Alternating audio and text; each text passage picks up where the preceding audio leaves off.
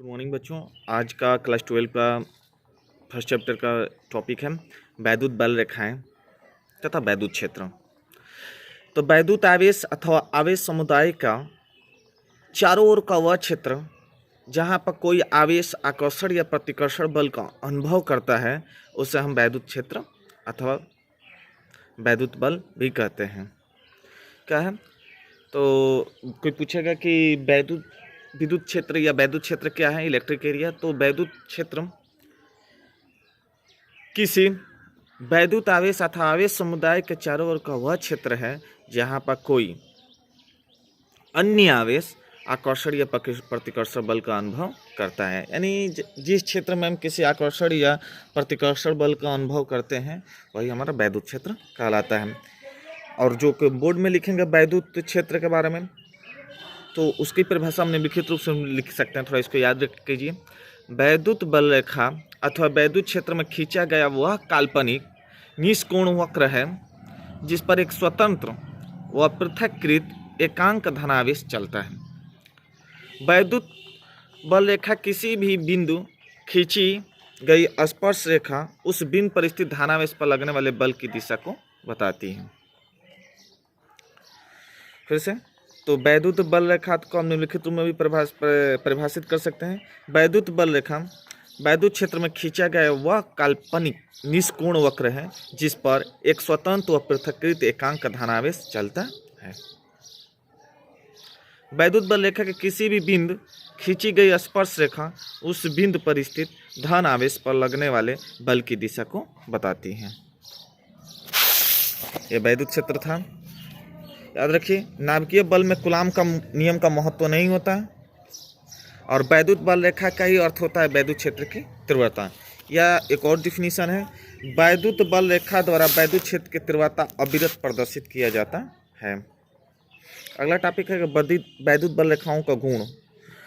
तो वैद्युत बल रेखाएं धन आवेश से चलकर, थोड़ा ध्यान दीजिए, वैद्युत बल रेखाएं धन आवेश से चलकर ऋण आवेश पर समाप्त होती हैं।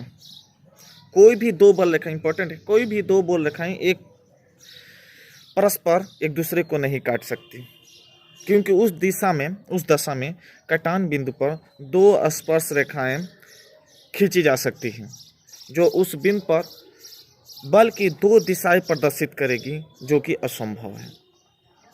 ये रेखाएं खींची हुई लचकदार डोरी की तरह लंबाई में सिकुड़ने का प्रयत्न करती है। इसी तरह विपरीत आवेशों में आकर्षण होता है। विपरीत आवेशों में आकर्षण क्यों होता है? तो एक और टॉपिक है, क्योंकि ये जो वैद्युत बल रेखाएं हैं खींची हुई लचकदार डोरी की तरह लंबाई में क्या होती है, सिकुड़ने का प्रयत्न करती हैं। इसी कारण विपरीत आवेशों में आकर्षण होता है। याद रखिए, वैद्युत बल रेखाएं एक दूसरे को नहीं काटती हैं, क्योंकि अगर ये काटती तो उस दिशा में कटान बिंदु पर दो स्पर्श रेखाएं खींची जा सकती हैं जो उस बिंदु पर बल के दो दिशाओं को प्रदर्शित करेगी, जो कि असंभव है।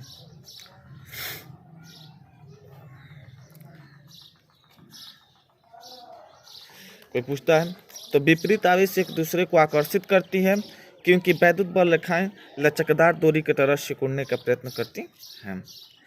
अगला नंबर है इसी में, ये वह रेखाएं अपनी लंबाई की लंबवत दिशा में एक दूसरे से दूर हटने का प्रयत्न करती है। इसी तरह समान आवेशों में प्रतिकर्षण होता है।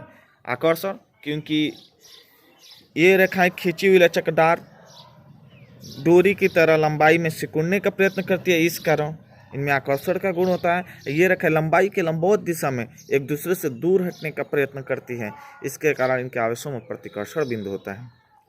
एक टॉपिक है, हेडिंग उदासीन बिंदु। वैद्युत क्षेत्र में वह बिंदु जहाँ तीव्रता शून्य हो, उस बिंदु पर रखे आवेश पर बल न लगे उसे उदासीन बिंदु कहते हैं। फिर से, वैद्युत क्षेत्र में वह बिंदु जहाँ पे तीव्रता शून्य हो, बस उदासीन बिंदु क्यों कहेंगे कि वैद्युत क्षेत्र में वह बिंदु जहाँ पे तीव्रता शून्य हो, अर्थात उस पर रखे आवेश पर कोई बल न लगे, उसे हम उदासीन बिंदु कहते हैं।